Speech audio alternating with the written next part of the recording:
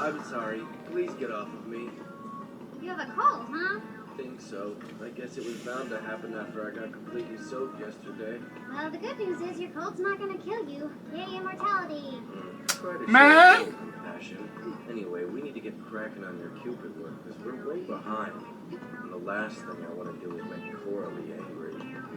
Excuse me? I hate to bother you, but you're the matchmaking specialists, aren't you? I heard you took over the nurse's office and turned it into a love consultation service.